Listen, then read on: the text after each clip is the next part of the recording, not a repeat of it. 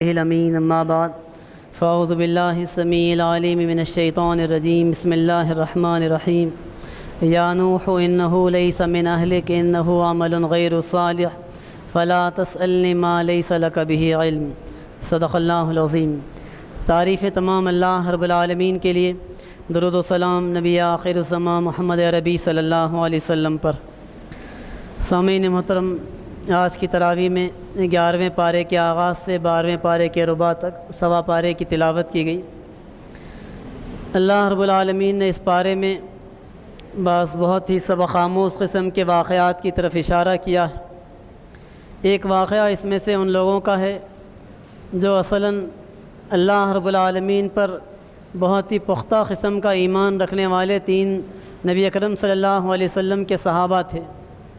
یہ وہ صحابہ تھے جنہوں نے بدر میں بھی حصہ لیا، احد میں بھی حصہ لیا، غزوہ خندق میں بھی شریک رہے، فتح مکہ کے موقع پر بھی یہ لوگ شریک رہے، لیکن جب غزوہ تبوک کا موقع آیا تو اس موقع پر تھوڑی سی ان سے کاہلی اور سستی کا صدور ہوا۔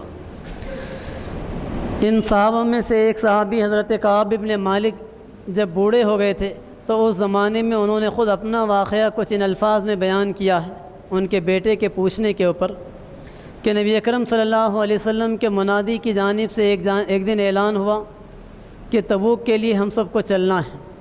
سب لوگوں نے تیاری شروع کی تو میں نے سوچا کہ میرے پاس بہترین سواری ہے اور بہت اچھے قسم کے ہتھیار میرے پاس موجود ہیں، ساز و سامان میرے پاس موجود ہے، میں آخر وقت میں بھی تیاری کر سکتا ہوں، مجھے کوئی جلدی کرنے کی ضرورت نہیں۔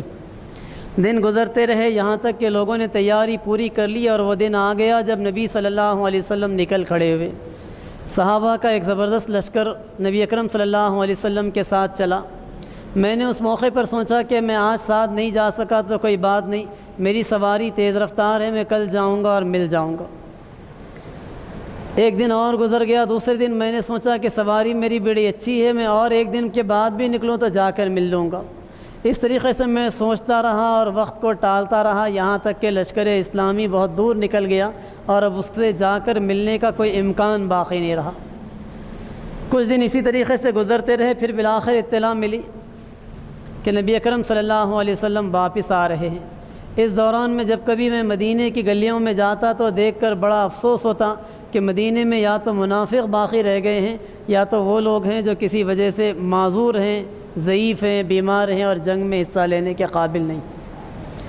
جب اللہ کے رسول صلی اللہ علیہ وسلم واپس آئے اور اپنے معمول کے مطابق مسجد نبوی میں بیٹھے لوگوں سے ملاقات کے لیے تو لوگ آنے لگے، منافق مختلف بہانے تراشنے لگے۔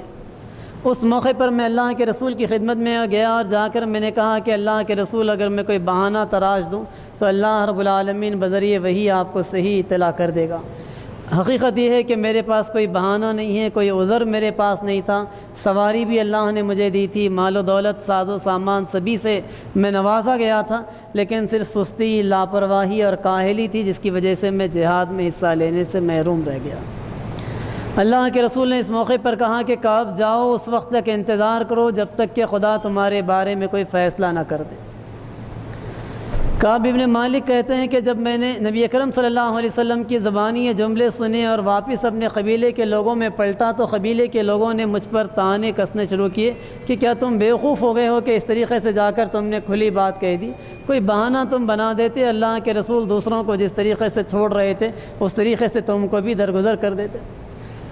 میں پلٹا یہ سوچ کر کہ میں بھی جاؤں اور کوئی بہانہ تراش دوں۔ مجھے اطلاع ملی کہ مزید 2 لوگ ہیں، ان لوگوں نے بھی میری طرح صحیح حقیقت کا اعتراف کر لیا ہے اور اللہ کے رسول نے ان دونوں کے بارے میں بھی یہ بات کہہ دی ہے کہ دونوں جائیں اور انتظار کریں یہاں تک کہ اللہ ان کے بارے میں فیصلہ فرما دے۔ اور اب ہم تینوں کے بارے میں سوشل بائیکاٹ کا اعلان پورے مدینے میں کر دیا گیا۔ اب ہماری کیفیت یہی ہوئی کہ مدینے میں کوئی شخص ہم سے بات کرنے کے لیے تیار نہیں ہوتا، کوئی ہم سے لین دین کے لیے تیار نہیں ہوتا، خرید و فروخت کے لیے تیار نہیں ہوتا، اور ہمارا معاملہ یہ ہو گیا کہ ہم کسی سے ملنا چاہتے، سلام کرتے تو کوئی سلام کا جواب بھی دینے تیار نہیں ہوتا۔ ایسا محسوس ہوتا کہ مدینے کی سرزمین اپنی ساری وسعتوں کے باوجود ہم پر تنگ ہو گئی۔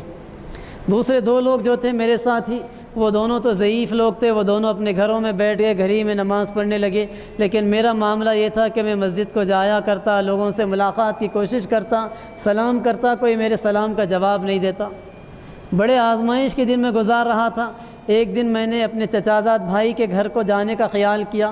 ان کا ایک بڑا باغ تھا، ان کے باغ کی پچھلی دیوار کے اوپر میں چڑھا۔ وہاں سے میں نے دیکھا کہ چچا زاد بھائی باغ میں کسی کام میں مصروف ہیں، تو میں نے پکار کر ان کو سلام کیا۔ انہوں نے میرے سلام کا جواب نہیں دیا، تو میں نے کہا کہ اے میرے چچا زاد بھائی، کیا آپ بھی میری وفاداری پر شک رکھتے ہیں؟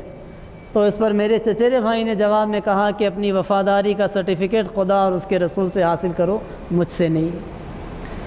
اس موقع پر بڑی عجیب کیفیت میرے قلب کی ہوئی، میں واپس آ گیا۔ اسی طریقے سے دن گزرنے لگے۔ پھر ایک دن یوں ہوا کہ نبی اکرم صلی اللہ علیہ وسلم کا یہ بائیکاٹ جاری تھا۔ قریب کے ملک کے بادشاہ نے ایک خط بھجوایا۔ بادشاہ کا نمائندہ آیا اور خط دے کر مجھ کو چلا گیا۔ میں نے خط کھول کر پڑھا تو اس میں لکھا تھا، ایک کعب ابن مالک، آپ جیسے معزز آدمی کے ساتھ آپ کے سردار نے جو سلوک کیا ہے، ہم کو اس کی اطلاع ملی ہے، آپ ہمارے پاس آ جائیں، ہم آپ کے ساتھ بڑا اچھا معاملہ کریں گے۔ میں نے سوچا کہ یہ کیا نئی مصیبت ہے، اور اس خط کو میں نے آگ کے حوالے کر دیا، میں نے اس کو جلا دیا۔ دن اسی طریقے سے گزر رہے تھے۔ بڑے آزمائش کے دن میرے اوپر تھے، کوئی مجھ سے ملاقات اور بات کے لیے تیار نہیں تھا۔ یہاں تک کہ 40واں دن تھا، نبی اکرم صلی اللہ علیہ وسلم کا نمائندہ میرے پاس آیا اور آ کر اس نے کہا کہ کعب اپنی بیوی سے بھی الگ ہو جاؤ۔ میں نے کہا کہ کیا طلاق دینے کا حکم ہے؟ کہا گیا کہ نہیں، طلاق دینے کا حکم نہیں ہے، بلکہ اسے اپنی ماں کے گھر کو بھجوا دو۔ میں نے بیوی کو ماں کے گھر کو بھجوا دیا۔ اب تو ایسا معاملہ ہو گیا کہ بیوی کے الگ ہو جانے کے بعد میں تو پوری زمین پر اپنے آپ کو اکیلا محسوس کرنے لگا، اور مزید 10 دن میں نے استغفار کرتے، روتے، گڑ گڑاتے، توبہ کرتے ہوئے گزارے۔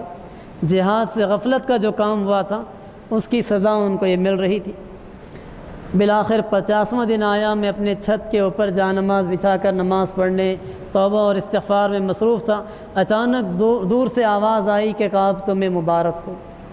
جیسے ہی میں نے یہ آواز سنی، میں سجدے میں گر پڑا اور میں سمجھ گیا کہ میری معافی کا حکم آیا ہوگا، اور میں نے اللہ کی تسبیح بیان کی۔ اور جب میں نے سجدے سے سر اٹھایا تو دیکھا کہ میرے وہ ساتھی جو کل تک میرے سلام کا جواب بھی دینے کے لیے تیار نہیں تھے، جوخ در جوخ دوڑے دوڑے مجھ سے ملنے کے لیے چلے آ رہے ہیں، اور ہر ایک مجھ سے ملنے کے لیے سبقت لے جانے کی کوشش کر رہا ہے، اور ہر ایک مجھ سے گلے مل کر مبارکباد دے رہا ہے کہ کعب تمہاری توبہ قبول ہو گئی، اللہ نے تم کو معاف کر دیا۔ میں نبی اکرم صلی اللہ علیہ وسلم کی خدمت میں حاضر اور پوچھا کہ اللہ کے رسول، معافی آپ کی طرف سے ہے یا خدا کی طرف سے؟ تو اللہ کے رسول نے قرآن کی ان آیات کو پڑھ کر سنایا جو آج کی تراویح میں تلاوت کی گئی۔ وَعَلَى الثَّلَاثَةِ الَّذِينَ خُلِّفُوا، ان 3 پیچھے رہ جانے والوں کا واقعہ بیان کرو۔ حَتَّىٰ إِذَا ضَاقَتْ عَلَيْهِمُ الْأَرْضُ بِمَا رَحُبَتْ وَضَاقَتْ عَلَيْهِمْ أَنفُسُهُمْ وَظَنُّوا أَن لَّا مَلْجَأَ مِنَ اللَّهِ إِلَّا إِلَيْهِ۔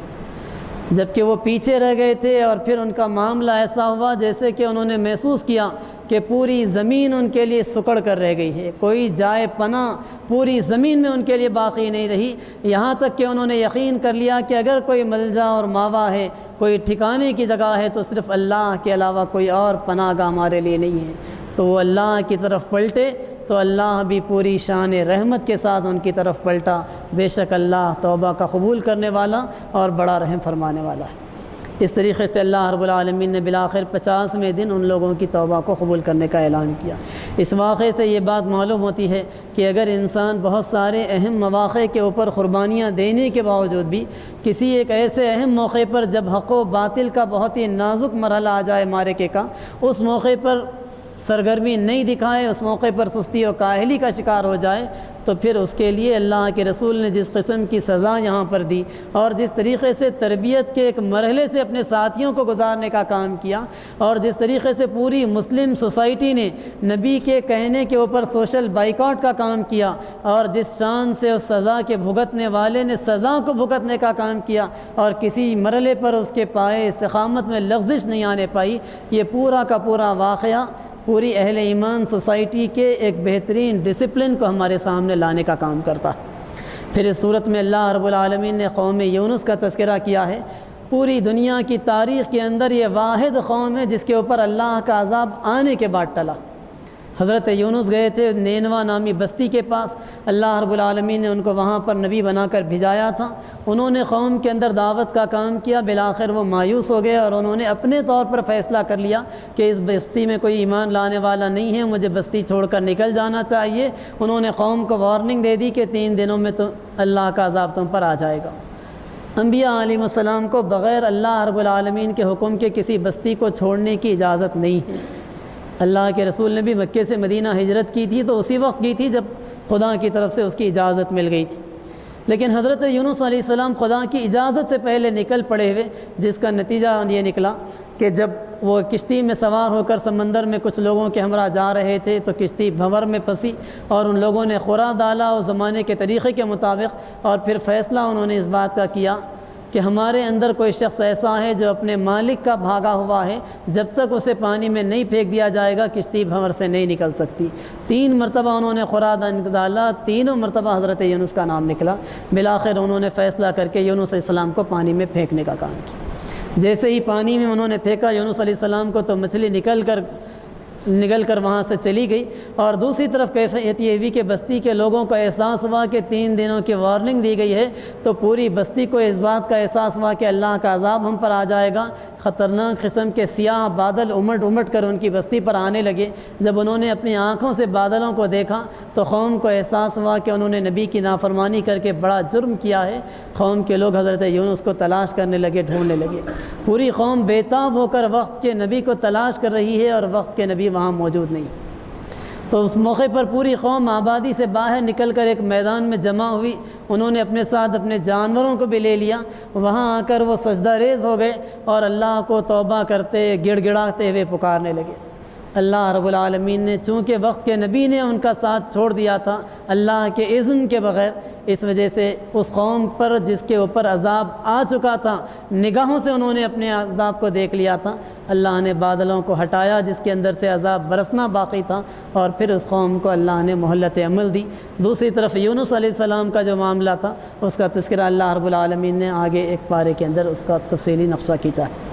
پھر اللہ رب العالمین نے تیسرا نقشہ یہاں پر فرعون کا کھینچا ہے کہ آخری مرحلے پر جب اللہ نے بالآخر فیصلہ کر دیا کہ اسے ڈبا دینا چاہیے، غرق کر دیا جانا چاہیے، اس موقع پر موسیٰ علیہ السلام کا پیچھا کرتا ہوا سمندر کے درمیان میں جب پہنچا تو سمندر کا پانی مل گیا، اور اس موقع پر جب فرشتے اس کے قریب آ گئے روح نکالنے کے لیے، جب اس نے دیکھا تو اس موقع پر پکار اٹھا کہ آمنت بربی موسیٰ و ہارون، میں ایمان لاتا ہوں موسیٰ اور ہارون کے رب پر۔ اس موقع پر اس سے کہا گیا کہ آن اب تو ایمان لاتا ہے، وقد عصیت، اب تک تو نافرمانی کرتا رہا اور اب تک تو فساد کرنے والوں میں سے تھا۔ اور پھر اس کے بعد اس سے یہ بات بتلائی گئی کہ فَالْيَوْمَ نُنَجِّيكَ بِبَدَنِكَ لِتَكُونَ لِمَنْ خَلْفَكَ آیا، اب تو تیرے بدن کو، تیرے جسم ہی کو نشان عبرت بنا کر رکھ دیا جائے۔ اور پھر اللہ رب العالمین نے اس طریقے سے نشان عبرت بنایا کہ اس کی لاش کو سمندر نے باہر لا کر پھینک دیا، اور پھر اسے قاہرہ کے میوزیم میں رکھا گیا۔ آج بھی اس کی لاش ایک عبرت کی نشانی کے طور پر مصر کی سرزمین میں موجود ہے۔ اور پھر آخری واقعہ جو اس پارے کے اندر اللہ رب العالمین نے 12ویں پارے کے آغاز کے اندر بڑا دردناک واقعہ، حضرت نوح علیہ السلام کے فرزند کا واقعہ۔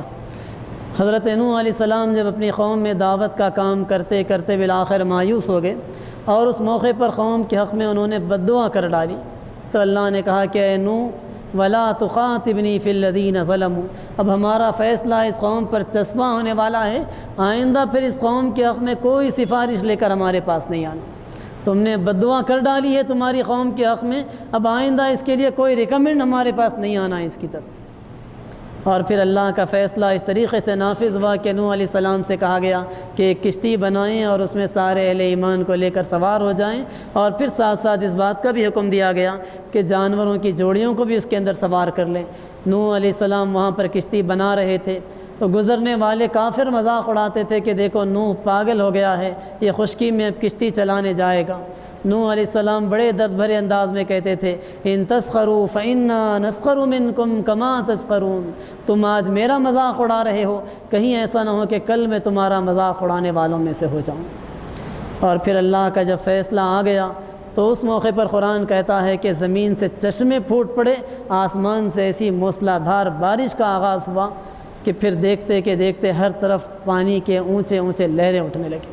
اس موقع پر ایک باپ جو کہ وقت کا پیغمبر ہے، حضرت نوح علیہ السلام بیٹے کو کہتے ہیں کہ بیٹے آ جا اس کشتی کے اندر سوار ہو جا، تو بیٹا کہتا ہے کہ نہیں، میں اونچے پہاڑ پر چڑھ جاؤں گا، پہاڑ کی چوٹی پر پہنچ کر اپنی حفاظت کر لوں گا۔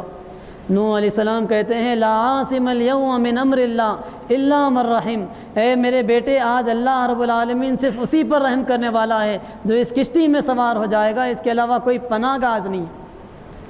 باپ سمجھانے کی کوشش کر رہے ہیں، وقت کے پیغمبر ہیں، تصور کیجئے کہ کتنی دعائیں انہوں نے اپنے بیٹے کے لیے کی ہوگی، کیا تڑپتی ہوگی، پوری قوم کے لیے کوشش کرنے والے اپنے فرزند کے بارے میں ان کی کیا کیفیت ہو رہی ہوگی۔